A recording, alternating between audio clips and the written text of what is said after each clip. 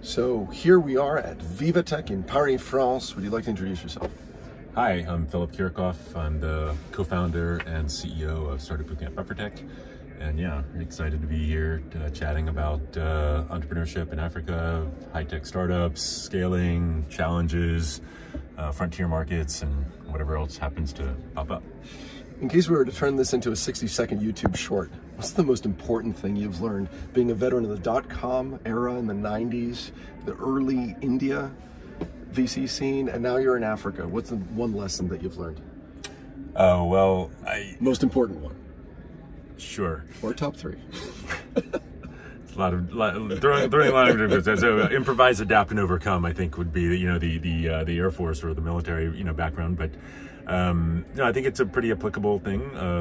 I say what we always coach our startups on is that the limitations are never really external. It's always just what you believe is possible. And so that's something where you keep pushing, keep pivoting, keep adapting. Maybe another favorite phrase that was drilled into us back at the academy was, they can make it harder, but they can't make it longer, right? And so oftentimes, like in the time constraints that you have to work with, that no matter how hard it gets, that you will get past that challenge, you will get past that funding phase, you will get past that round, you will get past that that stage of development, or that crisis, or whatever it might be, and brighter days are ahead. So persevere. They can make it harder, they can't make it longer. I was going to ask you who they is, but I guess it applies to any scenario, whether it's somebody preparing a final exam for you, the skeptical investors, the skeptical clients, they is anybody. Yeah, so I mean, in the original context, of course, this was going through military boot camp, or going through hazing, or going through challenges at the university. So there was a prescribed duration of that experience. But I think the more I think if I'm trying to turn it into a broader piece of advice or wisdom or support, it's just saying whatever environment, whatever situation you're in. So as I mentioned, it could be a funding round, it could be a crisis that you're currently encountering with your cash flow analysis, it could be whatever it might be, but that will always end, right? That you always wake up the day after that's done, you'll still be alive, and you will be stronger for the experience. So while you're going through it, just keep that mindset of as hard as it gets, that once you get on the other side of it, that which does not kill you makes you stronger. Ethos is one which I think will help you significantly, and I think it's also really important to try to maintain a certain level of balance, right? Which is that however hard the thing is, that with the perspective of time, if you look back 5 years or 10 years in the past, that thing will not seem as hard as it does in that moment. So just don't layer on more stress, so basically keep yourself a little bit balanced in perspective on that. There's a lot of wisdom in everything you just said. I want to repeat a few things you've already covered for me. You mentioned Air Force Academy. How long did you serve after that? No, so I went to the Air Force Academy, but actually, so my first big pivot in life was, I had always dreamed of being an astronaut. I wanted to be a test pilot, and I found out in the middle of my Air Force Academy experience that I was colorblind, which put an end to that whole journey. But as luck would have it, I was studying computer science, and this was the mid-90s. So when I left the academy, I landed in New York, which at the time we referred to as Silicon Alley, but that happened to be right at the beginning of the dot-com boom. So it was, we'll say, lemonade out of lemons, or, kind of the other side of the rainbow is that, I ended up in this miraculous place where, my skills and expertise, so at the time, the Air Force Academy, so this was in 1994, when I left the academy. And they were one of the few nodes on DARPANET and the internet, right? So we actually, all the way back in 1991, we had the equivalent of fiber access to the internet. So we were doing things that most other people didn't come around for 10 or 15 years, in terms of data speeds and computing power. Sorry, well, who was the DARPANET node? Air Force Academy, right? So because it was part of the military, DARPANET was the original.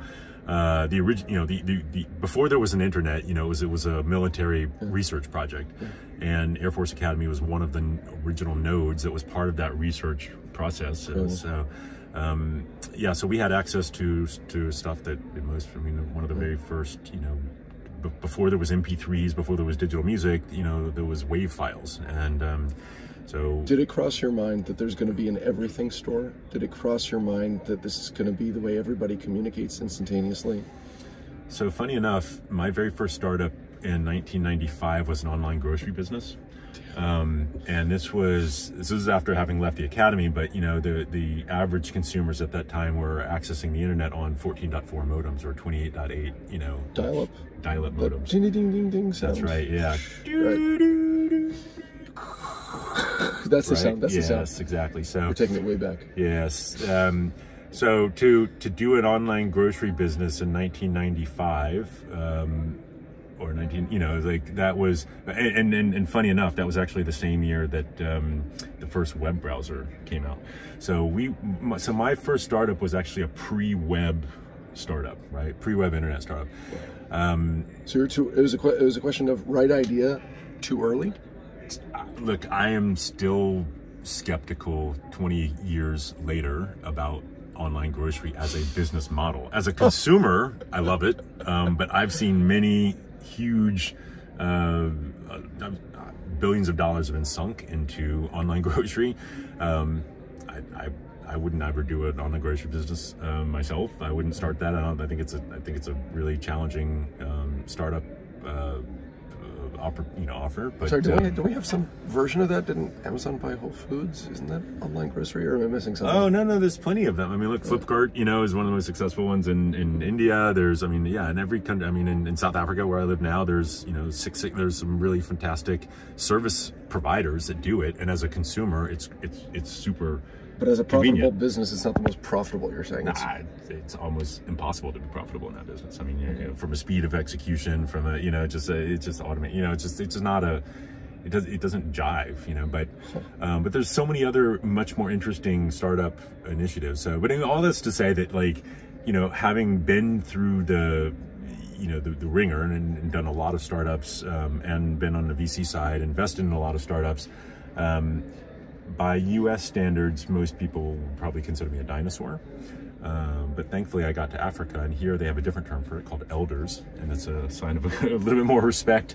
So here I'm able to, to take some of that wisdom and bring it to entrepreneurs and investors and stakeholders, and hopefully add value. Should we walk through your backstory a little bit more? You used an interesting term I've never heard of, that New York City was the first emerging market after Silicon Valley for tech. Did I get that right? Because it's not the first emerging market. It was already a capital of world finance, but it was an emerging market in the sense of first place outside of Silicon Valley that tech startups could do their thing. Yeah, I don't know, people in Boston might say, well, we were the second, but basically you had Silicon Valley, and then you had everything else, right? But yeah, New York City, they started VC funding was what if you're a startup and you're not in Silicon Valley, what are you doing, right? And that kind of same sentiment really exists in many cases today, but it's become a lot more acceptable. But yeah, so we were in New York City, and as I said, the first one was an online grocery business. The second one, I wasn't a founder, but I was a part of the management team of a company called 6 Degrees, which was the first, in fact, we had the patent on social networking. That term didn't even exist yet, but it was the first kind of large-scale effort to connect people via a Oracle relational database. So that was pretty incredible. And then I ended up landing at Rare Medium Ventures, which was one of the kind of the darlings of the the dot-com boom on the VC side. So we had raised about $200 million, and we proceeded to deploy it all in about a year's time. And that concluded in April of 2000 when the dot-com boom became the bust. So yeah, I was there during really when the phrase irrational exuberance, was living through the heart of that, and it was a wild time, especially at the right. I think I was 25, 28 years old at the time. So it was crazy, and then after that, took a sabbatical for a bit, and ended up as a in the mid 2000s we saw an opportunity. I had a colleague that was based in Bangalore, or he was from Bangalore originally, and so we saw the India story happening, and the first emerging, we'll say overseas, in the beginning of that, emerging markets, the second wave of emerging markets, we'll say, from my perspective. And so yeah, we happened to be in the right place, right time. SoftBank came along and launched. Well, they had raised they were launching their Bodhi fund, which was a China-India fund, and because we had a presence in Bangalore, and that was one of the offices they wanted to do, and my co-founder was good friends with was a managing partner, so we ended up becoming part of the Bodhi fund, and that took us. The investment window of that was 2006 through 2011. And then during that period, we were deciding if we were going to do another fund. Once you are done with the investment window, then there's the harvesting period. My partner had moved to Singapore. I didn't want to go to Singapore, and just I guess we'll overlap a little bit with just my personal story. At the time, I'd also gotten into Ironman triathlon. I was doing a bunch of endurance, type. Ultra endurance, a lot of suffering effectively, which I would say, there's a strong correlation here between, the personal and the professional. You spend a lot of time, going uphill, sweating, bleeding, and then someone gives you a tiny medal at the end and says congratulations. Right? By the way, not to I hate it when the interviewer interjects too much of themselves, but I'm going to. Yeah. So I just ran my 28th Boston Marathon. Amazing. Congrats. Here's my question. Why do we do it? Why do you think? Is it because we know that you get the best results when you create the most hell for yourself in general in life? Like they say that you get the best life if you're willing to have the most difficult conversations in your personal life and professional life. Do you agree with that? That you make your life miserable on a daily basis? Yeah. So I mean, look, I would definitely say that. For me, it's hard. I'm actually I'm astonished that you've done 20. Like I actually have 28. Sorry, yeah, let me not undercut that. I have a tremendous amount of respect. But you've done ultras, and ultras, for the record, are a different beast. You're going into a different world of pain. So you've done 50, 100 miles. No, so yeah, this one was ultimately I did the longest one I did was the. Well, I've done a couple Ironman, so I mean the total miles are different, but it's 3 different disciplines. Right. But yeah, the longest running race I did was the Comrades, which is 89 kilometers, so that's roughly 56 miles. And yeah, I mean, but it's all relative, and I think that the interesting thing that I learned was that actually it's way easier. Easy is not the right word, but when you see the people that are coming across the line at Ironman, you see the people coming across the line at the end of an 89 kilometer, 12-hour race, a lot of times you're stunned. You'd say, like, I can't believe that person and that body type. How did they possibly do that? But it turns out that actually just continuing the forward momentum, if you just keep going, if you don't stop, you don't have to run the entire time. You can walk, you can jog part of it, you can probably crawl some of it, but you just can't stop.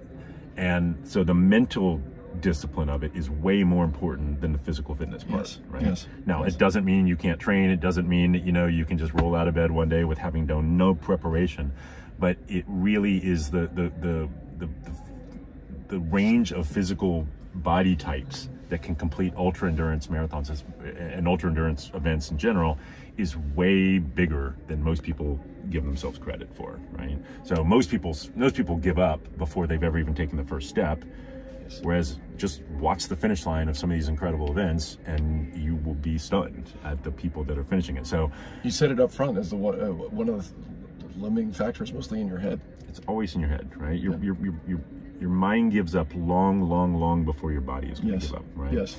And so, what is the lesson we learn? Yeah, I mean, what is the lesson you learn by doing these ultra endurance, or even, I mean, even this marathon, whatever distance you're doing, is that, you perceive that you have a limit, and then you blow through that limit.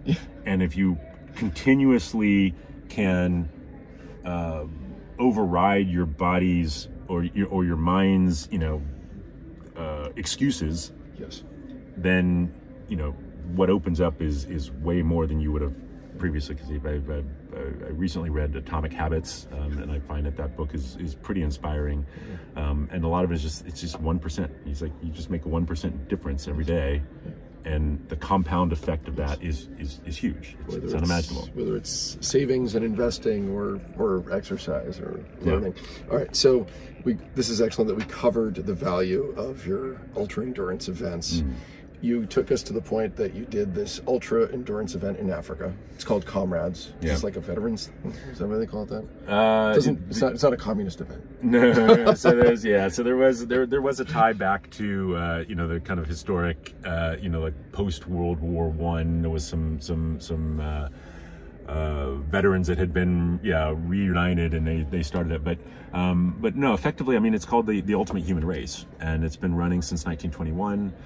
It's the longest, it's the biggest ultra endurance, biggest in terms of participation in the world.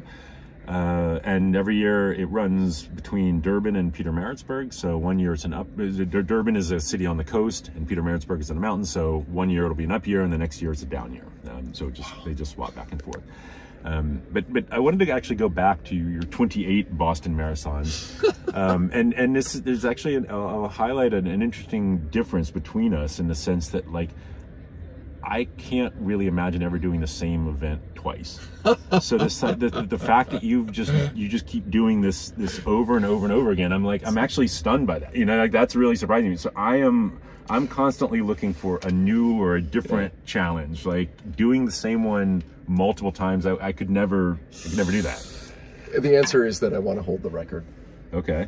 If not the most consecutive. What is the record? It's, damn it, there's this guy out there. If you ever watch this guy that keeps setting the record every year now, I guess kudos, but quietly a lot of us resent you. Right. So I'm going to have to do this until I think past the age of 80. Sure. I think it's in the 50-something times. Yeah.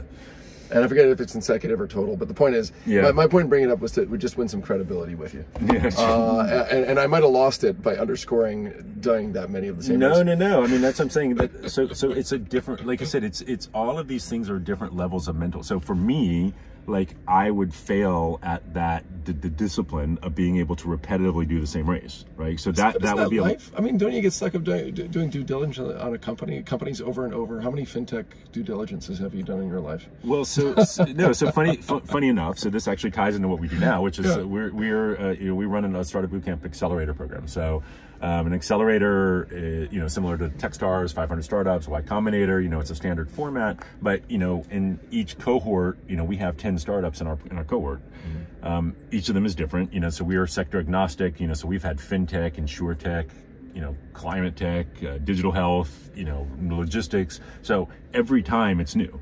So the methodology is the same. We're applying the same principles, but it's always, there's a new exciting, angle to it. If nothing else, you have a different founder, typically. Oh, well, I mean, it's a different founder, but it's a different industry, it's a different segment, it's a different country, it's a different language, it's a different, the idea of payments in South Africa is vastly different than payments in Kenya. It's vastly different than payments in Nigeria or Senegal, right?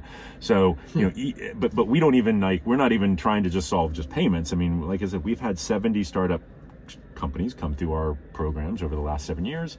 70 came through in 7 years. Yeah, so that's 10 per cohort. But only, so out of those, I would say maybe 10 or 15 of them were fintech or insurtech. The rest, we cover a broad range. And so every time we do a new program, I'm getting to be I'll say almost like a co-founder. Because these are 3 months programs where we are very deeply involved with the founders, and then we take equities. We have a lifelong we're with them until the exit, which can be 5 or 10 years. So, you know, we really relate to ourselves as, you know, kind of the partial founders of these companies, but I get to be founders of lots of different companies. And so, you know, kind of going back to, to me, it's not repetitive, because each time it's a new industry, it's a new segment, it's a new customer target, you know, it's a new, you know, so that's the newness for me.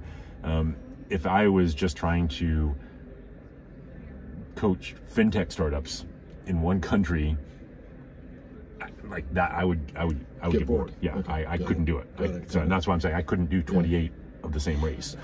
I should qualify. I live in the Boston area. Yeah. So I teach literally a mile away from the course. Yeah. So you can pack all the training into January, not even January, February and March.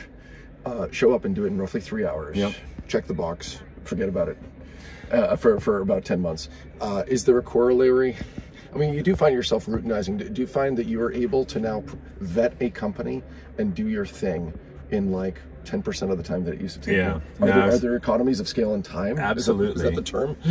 I was actually going to highlight that. I mean, I think that initially it seemed daunting for you. You know, the first time you're going to go take on, and it's a really tough court. You know, that's a hard race. So, you know, I mean, every time, you know, but the mental, the fear of the unknown and the uncertainty of the first time you did it is way different than now. Now you're like, cool, I can roll out of bed and go knock this thing out, right? I actually don't know. I think my first time, you know, when you're in your around the age of 20, 21, you're so stupid because you're so much higher on your own ability, delusional.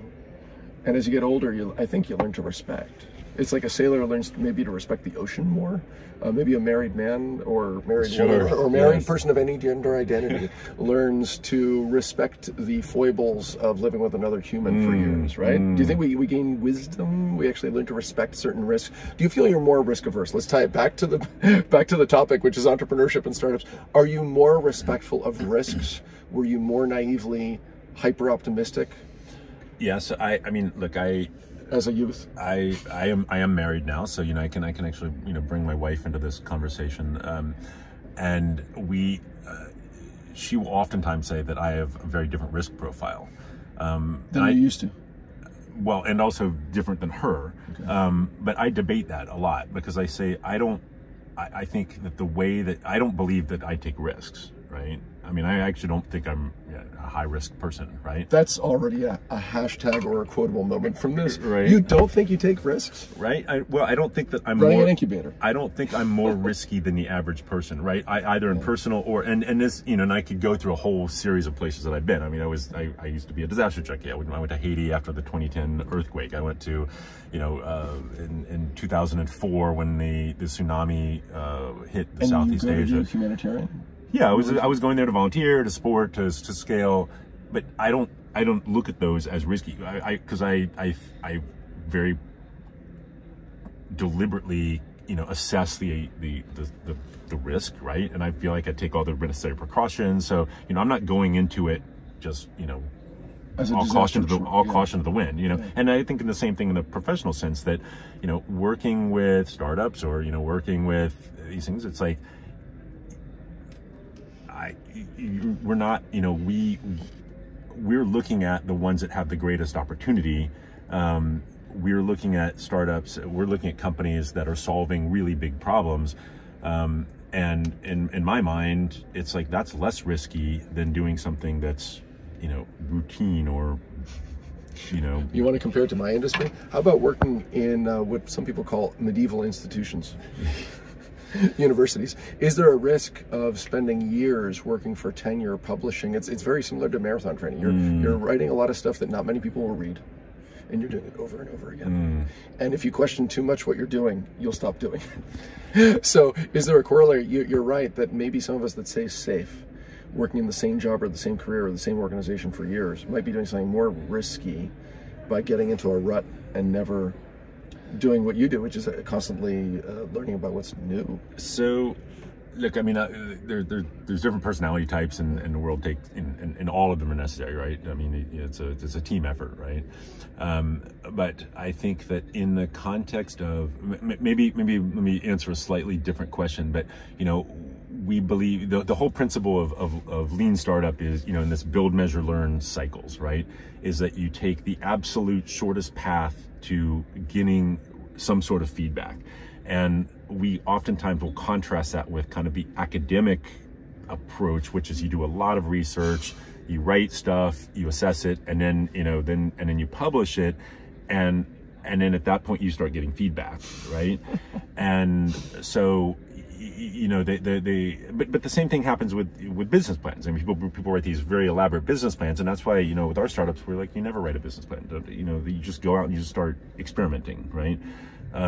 Is that common around all accelerators now? Yeah, I mean, that's and that's that, and you see, the business model canvas is a new tool. Well, I'm going to say new tool in the last 5 to 10 years, but that the business model canvas really replaced the idea of a business plan, because a business plan is something that you've written and it's on a PDF, it's printed, it's static. Mm-hmm. Whereas a business model canvas is something that you're using sticky notes, and so you're constantly replacing, so that build, measure, learn cycle is just over and over and over again, and there's thousands of those every year, and that's your evolution. So maybe that's that constant evolution versus a static, or a very linear progression would perhaps be the contrast.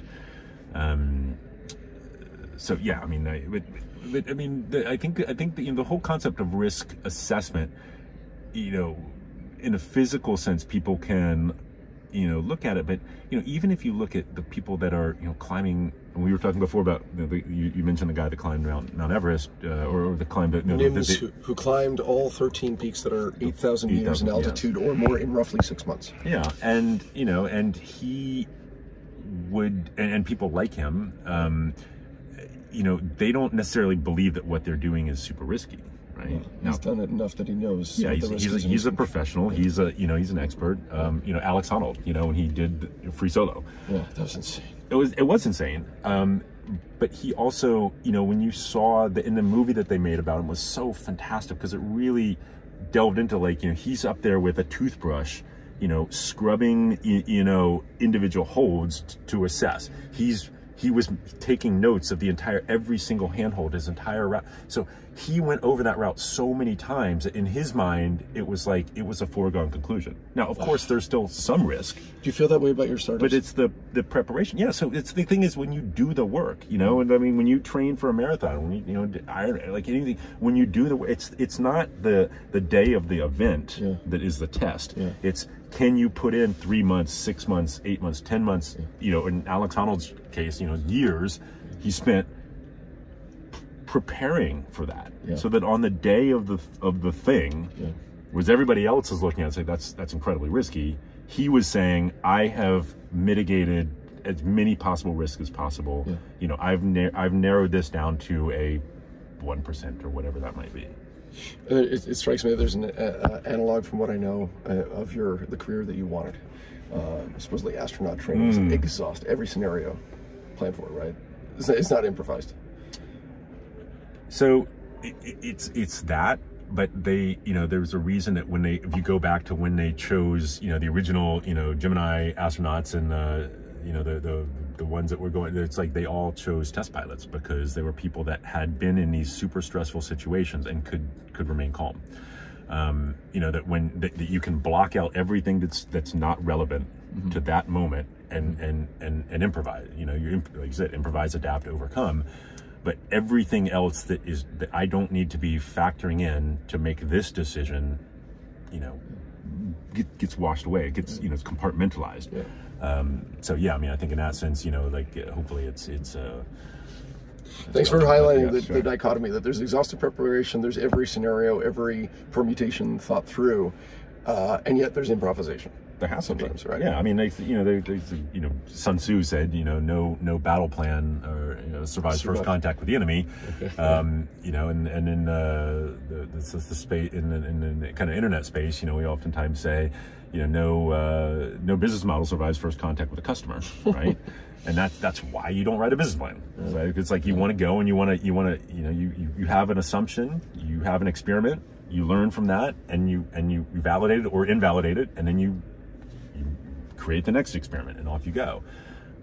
And that's what's necessary about this process is, people talk about, companies like Netflix, and probably the most exciting, the most inspiring part about the Netflix story is that they've been a startup 3 times, right? So in the very beginning, for those that really date ourselves, they shipped out DVDs. Yes. So you were a customer and you ordered a DVD, but at that time, Blockbuster was more than 95% of the U.S. lived within a 10-minute drive of a Blockbuster, which means dominance. You could drive to Blockbuster, select your movie, be home. 30 minutes later, you're watching a movie. Yeah. And so these guys at Netflix were like, hey, we're going to ship you a DVD, but it's going to take you 3 days. Blockbuster was like, that's absurd. Like, why would we, Not a threat. Yeah, never going to be a threat. Yeah. Now, of course, years later, they had completely eliminated Blockbuster, but they realized that the thing that we disrupted that competitor, and someone is going to now disrupt us, and that this whole thing of shipping out DVDs is not going to last.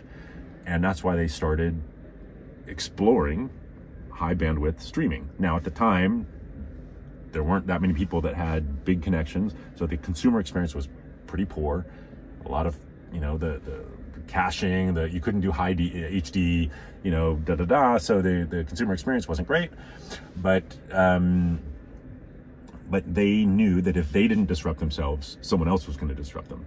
So they actually ended up killing off their own, main business, their own cash cow. And a lot of their employees, they ended up having to fire them. It's like there was all this money that they had invested in these super high tech distribution centers and these specialized machines that checked every DVD to see if it was scratched and all of that. That they had they had spent billions. They effectively threw it all away. Startup 3 times. So the first time was the DVD shipping by mail. Then they did the streaming video. I'm missing where the third was. Well, what business do you think they're in now? Embarrassment. They're acquiring a lot of data on us. They're making content. That's the third. There you go. Yeah. So the really fascinating Netflix, if you're watching this, this would be the greatest idea for video series. Don't you agree? Anyways. The fascinating part is that when Netflix, or in the early days, they never had their own content, right? So they were just borrowing and licensing. And I remember that. It seems so crazy to me that the first time I heard that Apple's going to have content creation, Netflix is going to have content creation, I thought that's crazy. There's already too much content, and yet. Well, so Netflix realized, they're like, okay, but now that we're streaming all these videos, how long is it going to take for the people that own the content to just stream it themselves? Right, Disney, etc. Disney, yeah. Paramount. Yeah, I mean, the big content creators, right? Yeah. And so now you've got this fundamental point of tension, right? Yeah. And actually, to make it even worse, do you know who owns the infrastructure that all that streaming is happening over? Embarrassment. Part 2. Hold on, I know this. Isn't it owned by... Well, you think about it, I mean, so the servers and the pipes and, all the fiber and all that other stuff. The telecom. Wow, telecoms and AWS, cloud servers, all of that, right? Right. So Amazon is natural because it has so much cloud server space. Netflix is basically saying, we're taking other people's content and we're shipping it over other people's, infrastructure. Right. What do we own? What does Netflix own? What does Netflix have that's unique in that situation? Who are the people that control the pipes that are creating content? I get that Amazon has a lot of storage space, basically, and they're creating content. It's your fiber operators. Whoever they're creating content. No, but they have the infrastructure. So Netflix is basically saying, in this case, we don't have anything that's us, right? Got it. We don't have anything that's defensible. There's no moat. Right. I mean, when it was shipping out DVDs, you're like, it's going to be hard for someone to come and replicate that. Right. But now that we're just using streaming, and we're using cloud services, and in fact, it's not even our own cloud services, someone else's cloud services, sure, then Disney could just call up Amazon and AWS and say, hey, we want to start our own streaming service, and all the infrastructure is already there. So, do you recall the point we're trying to make? Why did we get on this topic? We were talking about innovation, always being, this running these experiments, but also having the courage to disrupt yourself, and realize that what you're doing is just repeating the same thing, and eventually it'll become obsolete, or somebody will take your lunch. Yes, and also, kind of where the analog will say with the, the focus, or maybe the, the military or the test pilots or the astronauts, is that, being willing to make the hard choice, right? Because each time that they disrupted themselves, they were making a massive bet. They were kind of killing off the golden, they were basically saying the thing that we own, the thing that we've invested in, the thing that made us what we are today. Now we have to throw that away and basically go into something that's brand new and hope that it works out, right? I'm thinking there's 2 more topics we want to cover. We've been going for 35 minutes. Do you mind if we pause? Sure.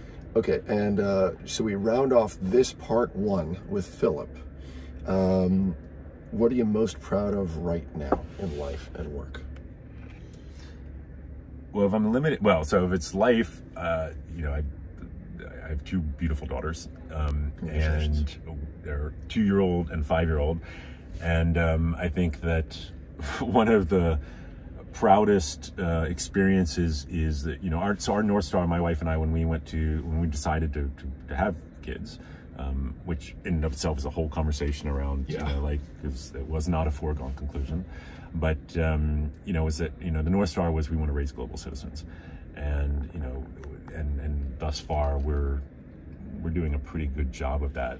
Or maybe let me flip it around and say, we're very excited, we're very inspired by the fact that we have these 2 beautiful global citizens that are developing in their own right, but really are curious about the world. We've lived now in, we've lived in a couple of different countries, and they're, always eager to experience new cultures, new languages, new experiences, and they're also incredibly focused on sustainability and the climate and living kind of carbon neutral lives, although they don't say, so they don't know those terms, but but they want to live in a world that's better than the world that we're in today. You already see that at that young age. Yes, I mean, one example is my daughter is, we raise them vegetarian, but we also raise them with the spirit that you make your own choices in life, right? And you have to evaluate and make decisions that are right for you. And my 5-year-old, who's old enough now to start being in situations where she could make different choices, or there's readily available food at a party or at an event. You see her making choices. She's making choices, and she vocalizes why she's made that choice. Why she feels passionate about being plant-based, and that's really incredible.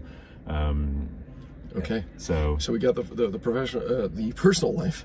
Proud of your daughters. Professionally, do you want to end with what's next? You're right now running an accelerator, basically.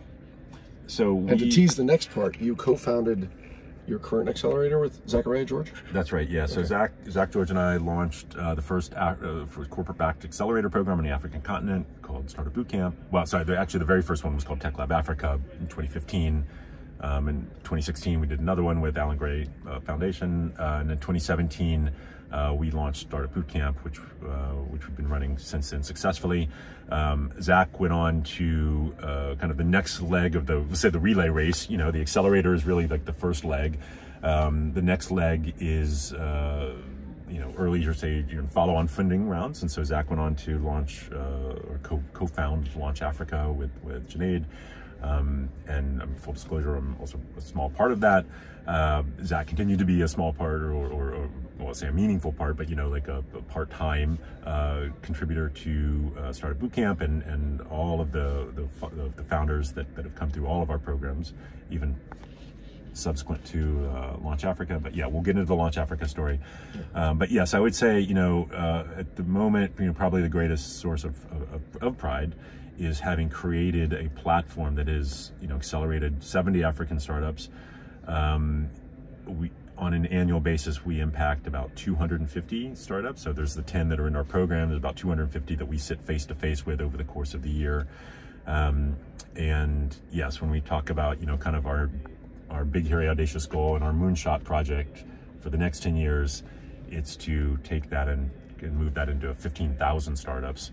So we have a whole plan for how we're going to do a publicly listed. We're going to change the nature of how earlier stage funding is generated by publicly listing cohorts onto tradable exchanges and making it accessible, democratizing the whole process. So. And you're predicting and answering one of the questions that came up, which is, what's the exit strategy once you own a piece, whether it's pre-seed, seed, when you've invested early in an African startup, how do you exit?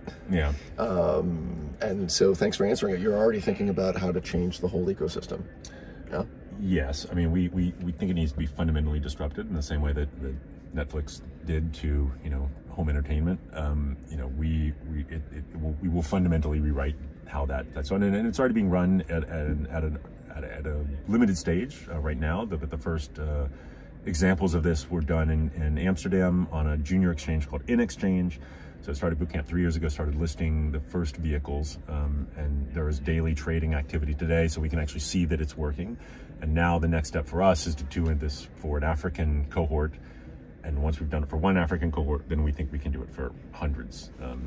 And basically go to the source of the Nile and say, let's take this from a trickle to, a gushing, geyser.